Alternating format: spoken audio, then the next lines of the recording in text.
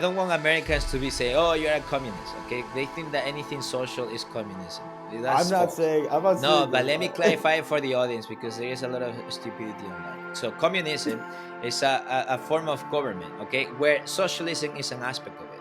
But socialism is not a matter of full socialism or no socialism. It's a degree, a matter of degrees. The greed of the state is also a big problem. The state is not just an ambiguous thing that exists in Right, right, society. right, It's made up of people, right? right. And people in Spain and people in Italy also complain about how high their taxes are. Like if you make it all about merit, you remove gratitude from your life and good luck because Right. again the most intense things that you will experience in your life, you will feel that you don't deserve it.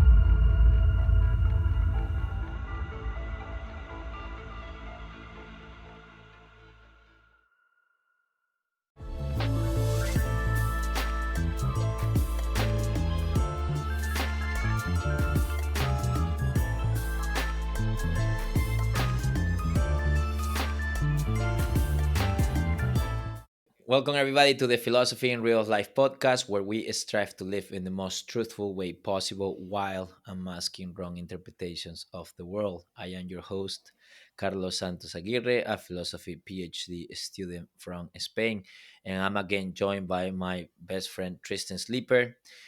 Tristan, say hi to everybody. Hello, everyone. I think you all know who I am by now. So, Yeah, he's now hopefully. famous in the show. And today we're going to continue our meritocracy series. Today we finally are at the last episode of this series, and the title of the episode is "Why an anti-meritocratic society would be a better society." Or we could reverse this in the negative and say, "Why not an anti-meritocratic society would be a better society." Um, and yeah, to really start this off, I think what I want to discuss today with Tristan is this whole idea of the lenses through which we view other human beings. And as I said in the previous episode, I would like to, so to speak, offer a different perspective for us to operate in society. And so we're going to discuss that. And I thought for this discussion, I thought it was useful to actually read one of the parables from the book of Matthew from the Bible. I think that in that parable we can see the meritocratic perspective and another perspective that I wanna use instead, or maybe supplement or use as complementary for our moral view in society about merit, deserving, and all of that. I'm gonna have Tristan read that parable because my pronunciation is not the best, so it's verses from it's Matthew 20 from verse 1 through 16. And so, Tristan, what version are you using? NIV, right? New Yeah, I'm using International NIV. Version. Yeah. All right, go ahead. So it says, "For the kingdom of heaven is like a landowner who went out early in the morning to hire workers for his vineyard. He agreed to pay them a denarius for the day and sent them into his vineyard. About 9 in the morning, he went out and saw others standing in the marketplace doing nothing. He told them, 'You also go and work in my vineyard, and I will pay you whatever is right.' So they went. He went out again about noon, and about 3 in the afternoon, it did the same thing. About 5 in the afternoon, he went out, found still others standing around. He asked them, 'Why have you been standing here all day long doing nothing?' 'But no one has hired us,' or 'Because no one has hired us,' they answered. He said to them, 'You also go and work in my vineyard.' When evening came, the owner of the vineyard said to his foreman, 'Call the workers and pay them their wages, beginning with the last ones hired and going on to the first.'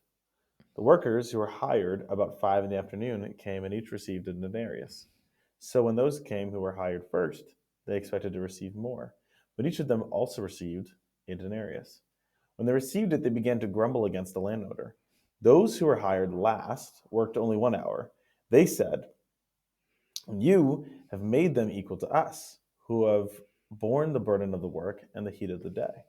But he answered one of them, 'I'm not being unfair to you, friend. Didn't you agree to work for a denarius? Take your pay and go. I want to give the one who was hired the last the same as I gave you. Don't I have the right to do what I want with my own money? Or are you envious because I'm generous?' So the last will be first, and the first will be last. Boom, boom, boom. Tremendo. Wow. That's quite the story for our current society. All right. So basically, just to summarize the parable, right? So we have the this landowner who hires different workers, right, at different times during the day, to work in his vineyard. And the funny part is that the the landowner was accused as unjust because he was paying the same amount of money to the person hired last, and also to the people hired before, right? So they were complaining that, hey, why are you paying the same if we have worked more hours? We have made, like, let me translate this into our meritocratic language of the 21st century. I have worked more hours. I have put in more effort. I deserve to be compensated more, or they deserve to be compensated less because they have worked fewer hours. So that would be kind of like the logic behind this accusation towards the landowner, saying you are unjust because you are paying them the same, even though they have worked fewer hours. Now, this parable, in my opinion, shows like two different perspectives we can adopt when looking at people's efforts and attitudes. I think that the accusation is predicated on this idea that, because I think, okay, so I see a mismatch, right? Because the workers, or the worker complaining to this landowner, was operating under the meritocratic perspective, effort, hours, quantifiable effort of some sort to attribute who deserves what, right? So that's pretty much in general.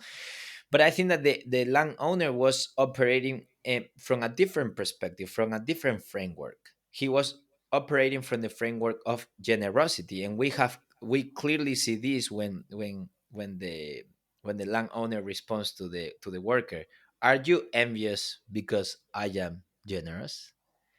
And I think I say, "Oh man, that's quite the question." You know what I mean? Because I think that this really put things into perspective. And now let's start the discussion, because I would say that generosity should be the lenses through which we give people other things. And so maybe we can talk a little bit about the whole thing of generosity versus effort, and and the overlap and things like that, and things like that. Anyways, I don't know, what do you think? What's the first thing that comes to mind to you, Tristan, when you hear that parable and the complaint of this worker towards the landowner? I think socialism. No, but I know. No, I think about. Well, actually, there's actually two things that come to mind. It makes me Yeah. actually think of. Well, so I have a question about how does this get implemented into the society? We're having a conversation about what are the ideals in society and how do we build a society that's more, just, right? Maybe Yeah, is kind of the fair enough. question that's we've had over the last couple episodes. Yep. And so I'm really curious about what your vision of the implementation of this is. The second thing I'm thinking about is is it reminds me of I used to work at a tour company, a travel company back in 2020, Mm-hmm. and when I worked there before 2020, but then when COVID hit, all travel came to a halt, and all of the tours that we had to cancel, uh, or all of the tours that were about to go off in 2020, in the summer of 2020 and things like that, they had to get canceled. And there Right. was a really, really big issue when it came to cancellation fees, because you had some people that had purchased insurance, you had some people that hadn't purchased insurance, and what the insurance provided them was different things, right? You had some people, it was really rough. I mean, it was terrible. So because you had you had these trips that cost, like, let's say $3,000, but you don't pay for this trip at one time. You pay for this trip over the course of a few months. So you had some people who had paid for their entire trip, and when they got Mm-hmm. canceled, there was a cancellation fee that they had to pay, and let's say they got like 300. They got everything back but $300. But then other people, who had only paid very little. Maybe they paid less than $300. So they purchased the insurance, they paid less than $300. So when they canceled, there was a cancellation fee, but they hadn't really paid a whole lot of money. And so it was this really, really rough, like, kind of situation of like, this person got all this money back. Can't I get the my Yeah. $300 back that I put down for cancellation because I only and I couldn't we couldn't do anything. That was the policy that was had, and I had no control over that, and I couldn't make 1,000 exceptions. And so, and again, I was just a guy. I wasn't the one man. Maybe there's a better way to manage this, but a lot of the conversations were very similar to the conversation that this landowner has, where it was like, did you not agree to the terms and conditions of this cancellation policy, because I'm just reading back to you what this policy is. Like Right. it's said right here. And so I think about like the fairness, right? Where it's like some people can be envious of generosity, and they can be envious like when one company gives discounts to another company versus or a client, and another company doesn't, they don't give a discount to another client, and then they feel like, well, this is not fair. Like, and it's like, well, what did we agree to? What was the conversation that we had? And so there is a part on the person that has to be, that just you just have to learn how to deal with the things that you agreed to. And I feel like that's one thing that I get from this, right? Okay. That Okay. like there's you just have to deal with that, and Hmm. life isn't fair necessarily, and what are you going to do? There's Yeah. another side to it where it's this generosity, right? Like, how do we feel about the generosity given? And again, how does this get implemented into society? And the Hmm. question is, is, depending on how it gets implemented, your reaction is going to say a lot about what you believe and what you value in a human being and in society. So that's kind of where I could start. And I know it's kind of like very generic at the moment, but we can kind of continue. And Yeah. No, I love the point that you say about fairness or what is just, right? Because I think that that aspect of the parable, I would say, is talking or is referring to this reality that we all experience in our daily life or at some point in our lives, when there is an asymmetry or there is a disparity or an asymmetry of returns, when we actually invested the same amount of effort or even more amount of effort than somebody else, right? And so in this case, the question of fairness is like, oh man, I'm receiving something different or the same, but I put more in, like my investment of time or effort was higher than this person, but this person is obtaining more results than me or better results or the same results with less effort, right? And so the mm, question of fairness, and I think that this is a tricky thing, right? Because we could come up with so many different scenarios of different type of investments or different types of returns and different types of mm, asymmetries of effort about what is fair. I think that the utility of having this generosity framework is that life is unfair. And I think that if you view life as always quantifying effort just to determine who deserves what, or in the opposite, right? When you view that somebody else is receiving the same reward or the same return when they have not done the same effort as you because you probably did more effort, I think that this generosity framework will protect you from resentment and bitterness. You know what I mean? And yeah, I think that it goes both ways, right? How because at some point we also have received more for what we put in, but in other cases, other people have received more than us, even though we put in more effort. And I think that the ethical utility of having this generosity framework is to be grateful again, but protect us from resentment and bitterness when we are the exactly. first hired and getting Yeah, yeah, paid the yeah. same as the last one. Does that make Right. sense? And this, I Yeah. guess, this leads us to the question of socialism, and this is a clear example, right? The libertarians complain, or the people who don't like the paying taxes at all. They say like, oh, why should Yeah. I give money to people who is not my family or who has it's not. I heard one argument in one of the interviews. I hear this Spanish economist, and he was in an interview, right? And it's Hmm. Juan Ramon Rayo, that's his name, and he has a YouTube channel too. And he was asked by an interview, but Juan Ramon Rayo, don't you feel sad about the people who don't have the same genetic potential or the same intelligence or disadvantages? I think it was Juan Ramon Rayo, I believe. Hmm. And he said, well, why should I be responsible for your genetic lottery? Like you just had bad luck. but it's not. Why should I be responsible for that? Okay, so here that's the other argument, right, I mean, but it's a real anyway. argument. I don't know. To me, I'm like, it's a real argument. I'm like, it's so. Okay, this is But you are where. indebted. You are indebted to society. You were given so many things based on the first episode. I think we discussed this, right? The unpredictability of luck and fortune, and the arbitrary nature of talents. It's like, yeah, well, you shouldn't take responsibility for that because it wasn't your fault. But there are so many things, privileges that Juan Ramon Rayo has that also wasn't his own doing. But anyways, we Right. yeah, So then what is he? But then, the question is like, what do you do about that? Like, I, how do you, because there's a couple things, right? Not everybody has the same skills. Not everybody should be a doctor, right? I'm not blessed right. to have the interest or the skill to be a doctor. And I'm not going to be a doctor. That's not who I'm going to be.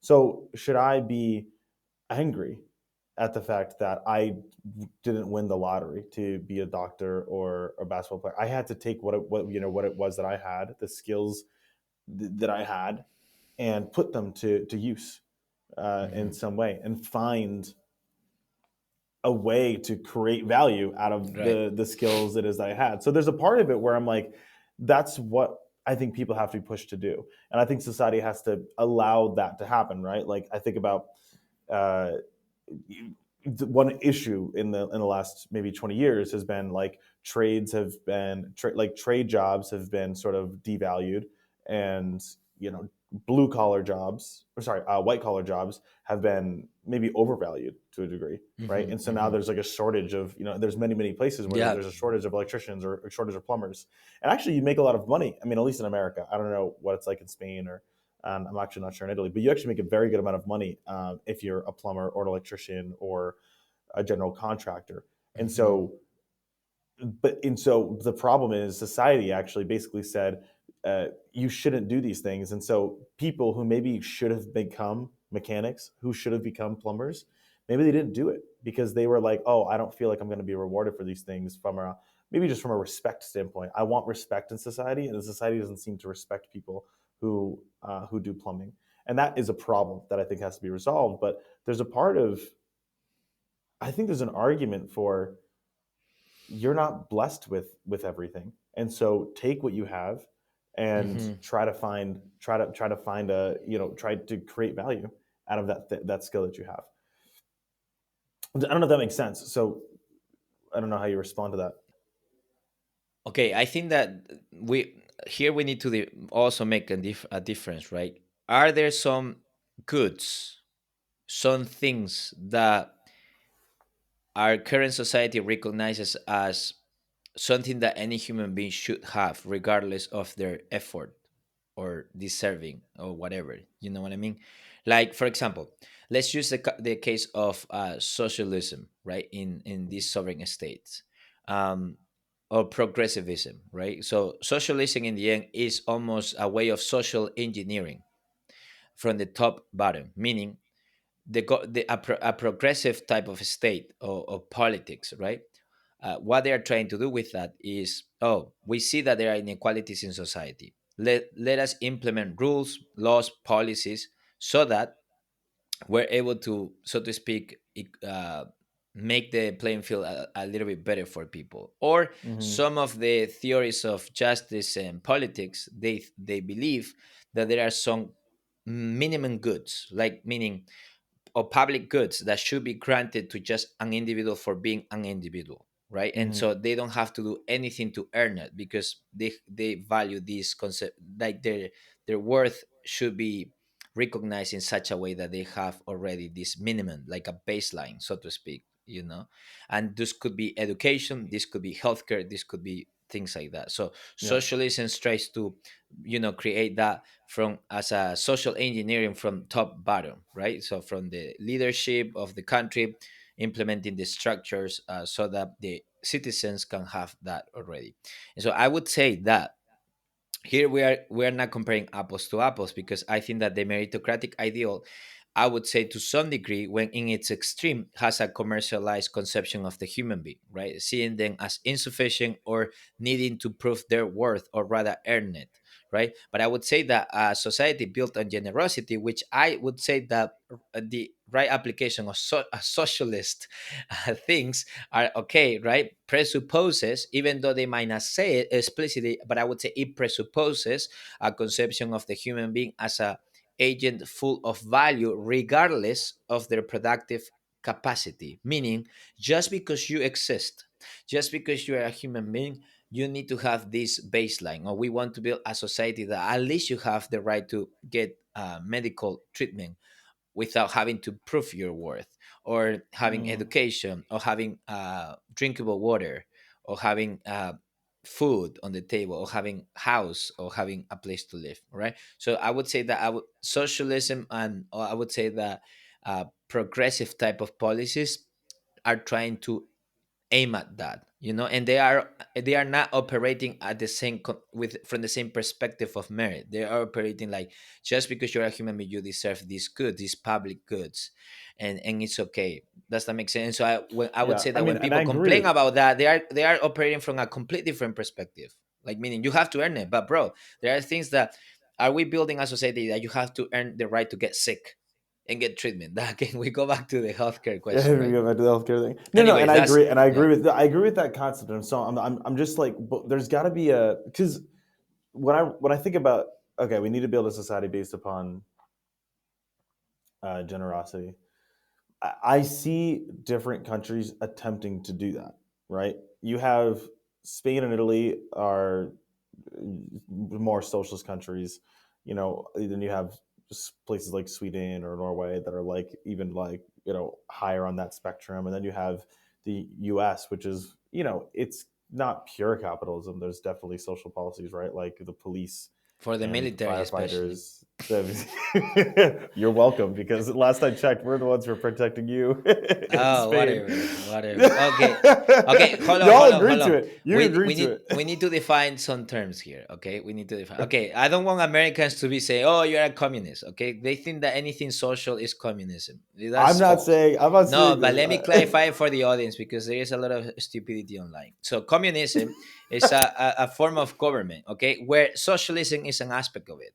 But socialism is not a matter of full socialism or not socialism. It's a matter of degrees. What do I mean by socialism? When we talk about socialism, we're talking about socializing common goods.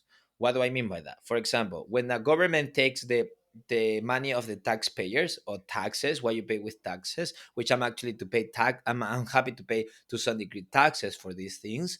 Um, what the government does as a intermediary, or the middleman, in this case, is that they use that money to socialize common goods, meaning, so that Ideally. some common goods like education, secondary school, in the case of Spain, which I think is superior to the US in this case, healthcare, and all of that, and all of that is actually free. It's not free really, but it's available to every citizen. They don't have to earn it, because we have a society built upon these principles that this should be socialized, meaning these should become common goods that you don't have to pay your way to get it.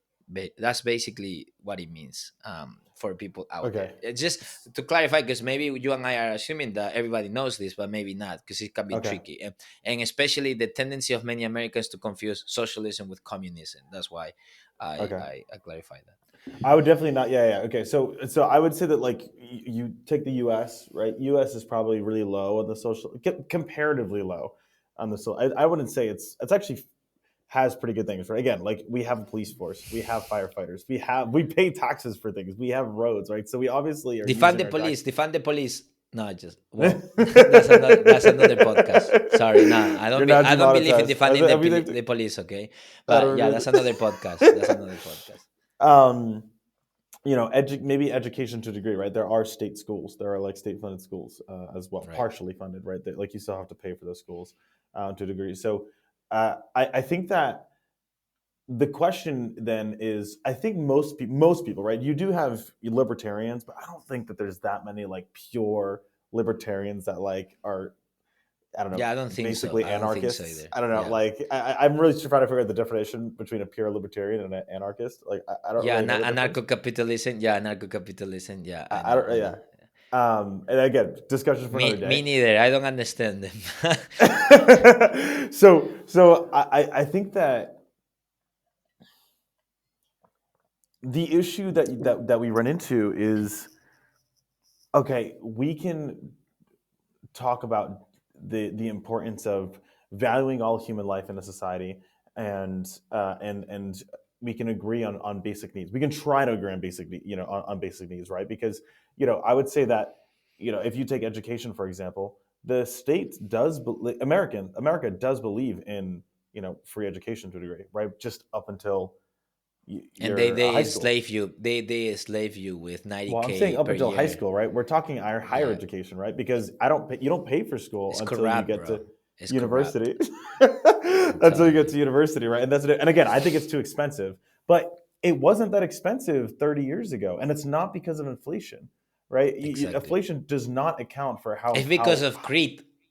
it is because of greed, and I think that's really what I want to get to is the greed of the state is also a big problem. The state is not just an ambiguous Mm, thing that exists in right, right, society. right, It's made up of people, right? right. And people in Spain and people in Italy also complain about the how high their taxes are and what they receive. Because I don't actually Yeah, think that most yeah. Spaniards are happy with with the how high their taxes are and what they get out of those taxes. And I would say that Italians deal with a very similar thing. And I'm not saying that taxes are bad. I'm actually very pro paying taxes. I think I think that everybody has the right to have firefighters come to their house and Fair. pour water on it Yeah, if it's yeah, burning down. But yeah. we have to but we have to not forget the fact that the government can be greedy, and that the government often has you pay taxes and to do things that it can sort of control you in a way. Like this happens in Italy, right? This happened a year ago. I'll pause after this because I think my monologue has gone too long. Um, the other like a year ago, they gave money, something like 500 euros per household or something like that, to go on vacation to try to like stimulate the economy or something like that. And it's like, wait a minute, you're I pay taxes to you. And what you're doing is you're just giving me money back so that I can afford to go on vacation. Well, maybe I could afford to go on vacation if you stopped like making me pay such high taxes. And I think Right. that that's the problem is like there are moments in which you're like where the state will try to do things to make people feel like great about things. It's like, wait a minute, you're just giving me the money that I have worked for because you can't efficiently manage it. And so there's I think that's where the problem lies. Where I Mm-hmm, think where a mm-hmm. lot of Americans are scared of socialism because they're like, if my taxes go higher, I don't trust the government to be able to manage that money very well. And what's stopping the government from being greedy with my money? Okay, okay. Let's be. I'm gonna be critical with my own country. Okay, here. All right, fair enough. Yes, I like the what you said about the state not being this ambiguous entity that is amoral and has no motivations that are bad. No, these are real people. They are lobbyists. They have also greed. They are also falling creatures like us and things like that. So fair enough. Point taken there. Um, I would say yes. I would say what bothers me about Spain and is the mismanagement of funds of public money, right? For Mm. example, in Spain, even though we have for the major surgeries and treatments, you can get treatment. Sometimes it takes too long, or sometimes there's too much red tape, or I would say, for example, the dental care is not included, and eye care is not included either. This is something private, and you would say, "Oh my goodness, Oh, so Spain with doesn't so care if you much guys are taxes that blind. we pay, yeah, we pay so much taxes, and you're telling me that that is not included. Doesn't make sense, right?" I agree. I agree. So that's kind of my pet peeve with paying taxes in Spain too. But again, I think it's a lesser evil. I would say, it's always a trade-off. It's always this tension with the tax, and taxes are way too high, in my opinion, for what we receive. So it's we pay a lot of taxes. Other countries pay actually a lot more. So anyway, so we could discuss about how to um, decrease the tax load and all of that. Those are more technical conversations. But I would say that we all believe to some degree in this framework of generosity, right? Now, I think that when we discuss politics, I think in general, uh, what people are truly discussing is what role the government should have. Should the Hmm. government manage my funds to help people, or it should just be me helping people personally with the money I have, right? Hmm. And so I feel like the government is trying to have a systematic top bottom type of social engineering, because in the end, if left alone, you know like, do you really think that if people left alone would do better than the government, or it's good to have some sort of body that regulates society? I do It believe depends, that. right? I mean, think about the amount of nonprofits in the United States, or and I don't know how many nonprofits are in Yeah. Spain or Italy. I mean, there people do things, right? Like people. I mean, would you So be where will able you to create introduce a? where will you introduce then this generosity framework? Like this idea of you don't have to earn it. Like what I'm trying to say is that, what does this conception of human beings and human dignity, of like having always to prove and earn something, like where do you draw the line between Yeah, you having to earn something with effort and merit, and where is there any baseline, like minimum things that any human being should have in a society? yeah, I think so. I do actually think so. Again, I'm not anti-tax, I'm pro like social programs for sure. Actually, I just but uh, I'm also afraid of putting too much power in the government at the same time, right? And that's maybe Right. where I have a little bit of libertarian ideals to a degree, because I still want there to be power in the individual, Mm, um, so that they're not so dependent on the government that the government has just so much power over them that agency is limited. I think right. that's where I see there being a lot of issues here in Italy is, and that's why a lot of people leave Italy. Italy has a decreasing population because they're like, it's just too complicated here. You know, if I want to start a business in Italy, it's like 4,000 euros, but then Oh my people get paid goodness. an average of what, 1,600 euros a month. So how long was it going to take for you to save up 4,000 euros? Yeah. It'll take you. It could take you 2 years, and at that Yeah. time, it's so. I think that there is a baseline. I actually am more pro healthcare than I am anti healthcare. Okay, despite what might have been said in the previous episode, I don't know how this stuff gets implemented. You can't ask me how this stuff should get implemented, but I think I am more pro basic healthcare than I am anti, because I really do think people should have the right to, um, or the privilege. I don't even know if I want to call it a right. I want to be able to call it, because that assumes that countries that don't have a good government, or it's almost not. I think it's a privilege of a government that works to be able to give its Hmm. citizens healthcare, education, safety, police, all of these things. I think these are really basic things. Beyond that, I don't know. I mean, I'm not totally sure. How does it get implemented? The question is, how does it get implemented? And I think there's two things that need to be done. Again, morality. You have to assume a good society. I know I just made a comment on nonprofits. The reality is you only get nonprofits if you have citizens that care, if you have Yeah. citizens that believe in some sort of moral um, backbone for society, and that's and so you need to teach people, give people a moral compass. You need to give that, and so you're trying to create the most moral society that you can. And then where does that come from? Does Hmm. that come from the government, or does that come from individuals? Yeah. I don't know. That's it. I mean, I think it actually comes from individuals, but I don't know how you mandate that, and I don't know how you create that. I don't know how you build that, other than doing what Jesus did, which was like go individual by individual, teaching people what it means to live a life. Um, Right, right. Well, I think it could be both, though. I don't think that they okay. are. It's a false dichotomy. I don't think you have to choose between either or. I think it is both. O sea, is that and this, or this and that.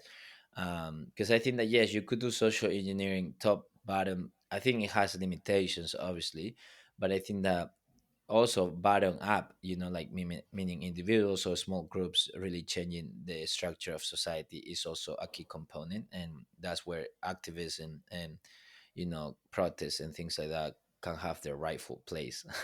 But You how know do what you I mean? implement bottom up though? You have a Like for society example, of we millions of bottom up. people in Spain. How do you create a bottom up society? Well, yeah, I think like a bottom up approach or change, for example, in society that has is a proven concept. It's nothing new, right? Like for example, you could see the nonviolence movement of Martin Luther King against slavery and things like that, right? Like it caused a lot of yes, aggression and oppression, and it was difficult to move that forward. But I would say that when people gather around a just cause, and they persevered, changes can be made. And in the end, they were able to bring about some reforms and policies and laws where, for example, interracial marriage was okay, or there weren't any more how do you say segregated places Segregation, yeah, or or segregated segregation in places. general. So that would be a clear example of bottom up social engineering,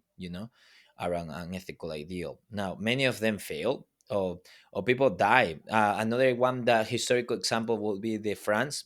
Well, began the republic, right? They beheaded the king Hmm. because the king was a tyrant, and so the Bolsheviks and all of that, it was crazy. But in the Hmm. end, as chaotic as that was, you can see that that was bottom up approach, and so the tyranny of the Yeah. king was that big that people rebelled and they changed and the republic began.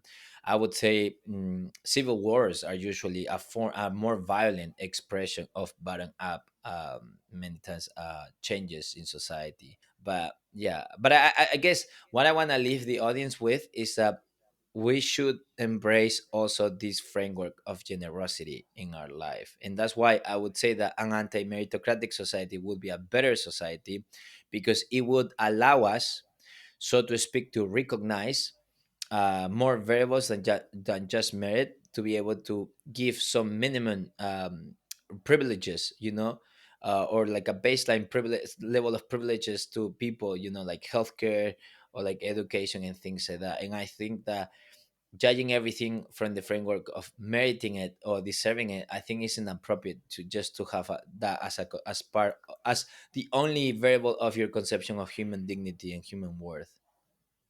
Mm. Yeah, I I agree with that. The only thing that I can say, and I know we're trying to, I need to say this. I need to say this because I think it's Okay, go important. ahead. I think about my work and my job. I don't want to depend on the generosity of my boss to earn my paycheck, if that makes sense. I don't want to hope that he's generous at the end of the month. And if I want to raise, I don't want to depend on his generosity. I want to be able to have an argument that I can give him that says, okay, I worked this much. I deserve to get this much. Otherwise, somebody else is going to pay me more. So we have to somehow be able to reconcile the fact that earning your wage is is good in certain domains, and generosity is also really good in other domains as well. And then and I think that we have to define the domains in which those are right in. That's a good point. Yes, I think there is something dignifying about you working really hard and obtaining X result, right? We love when we work really hard on making our backyard, or making paper, or making something like maybe is a small piece of drawing or something, right? That we really put it in so much effort, and then we see the end result, and it's very dignifying to see that I did that through my effort. I earned it. I deserve. Like this is thanks to the effort I put in. So I don't want to negate that. I don't want to negate that. Mm-hmm. That's why at a theological level, I think Calvinism is quite bad, because they confuse that if you make an effort, that means that you are earning God's salvation. I don't think that's the case. I think that you could still allow for somebody else, or for some, or for an enterprise or company to be generous to you, giving you something extra, but you still have to hold attention, like, no, there are things that I do and I obtain with my effort. So I think that it would be both, right? And I think that at times we don't allow, other people to love us and be generous to us. We always want, and we see any gift or any giving as a debt. And I think that that is a maladaptive way of interpersonal relationships, where you are not able to be loved because you always feel like if you are given something, then you owe them like a gift in Mm, next Christmas or something. And I think that that is a toxic way of also seeing things. I yeah. think that you need to be able to say, yes, dignify yourself that I did this through my effort, but at the same time, you should not extrapolate that criteria to everything in life that you are given, because many times the best things we experience them as gift. Like, oh my goodness, I don't deserve my wife, she is so great. Oh, I don't Mm, deserve to have the children I have. mm, And so, because if you just use merit as that as the only thing, you will remove from your life gratitude. You did mm. it. What are you? No, I don't have to thank anybody. I did it on my own. I'm a self-made man. Yeah, good luck with that. It's not gonna work. You see what I mean? Yeah, I So have a yeah. friend who did Anyways, that. He yeah, was the yeah. boss, and he Oh my gosh. And and so he it's like, literally he would not say thank you or like congratulate his workers for his employees for the work that they would do. He goes, "Why should I congratulate you? You're just doing your job. Now, if you do something extra, maybe I'll congratulate you." But and I was like, "Bro, that's a terrible way to encourage your employees." yeah, how small is your world that you're gonna see beyond merit, right? And so it really does something to you, because you are like, if you make it all about merit, you remove gratitude from your life, and good luck, because Right. again, the most intense things that you will experience in your life, you will feel that you don't deserve it. And that's Mm, and this is you, and I don't have to prove this rationally. I'm making a phenomenological argument. I'm just explaining how we experience our moral and spiritual life. When you find something so amazing in your life, so awesome, so uncomparable in value, so priceless, right? That's the right word, I think. Priceless, so mm. unique. You feel the way we experience those events or those people is usually, wow, I don't deserve you, I'm so grateful for you. See? So, anyways, That's some real that is humility. Yeah. some food for thought, everybody. So, please do not say that you are a self made man or woman. That is silly. Do not be like Tristan's previous boss. I don't know if he should care, but let's not say that He's because a you might friend. He's get a friend. He's fired. somebody. No, no, no, Okay. no. He's not. Frank. He's just. Okay. All right. So, his friend needs to watch this episode and repent from his ways. But, anyways, thank you, everybody, for joining us in the Philosophy in Real Life podcast. It was Thank you, Tristan, also for just being part of this series. It's been amazing to have you in the show, and I'm sure he will join us in future shows with other interesting people as well. Thank you, everybody, and I just want to give some announcement. The season 1 of the Philosophy in Real Life podcast will end with this episode. um, Due to some life things and transitions, I will be focusing on my dissertation from January to June. So I'm going to be really busy with that. And we will continue the Philosophy in Real Life podcast season 2, probably starting the summer next year. And hopefully with better production and very interesting topics for everybody. So thank you so much for everybody, for people following, sharing the show. I really, really means a lot when you write a text, leave a comment. It really makes my day. It makes me feel like this is worth pursuing. Adios. Oh, yes.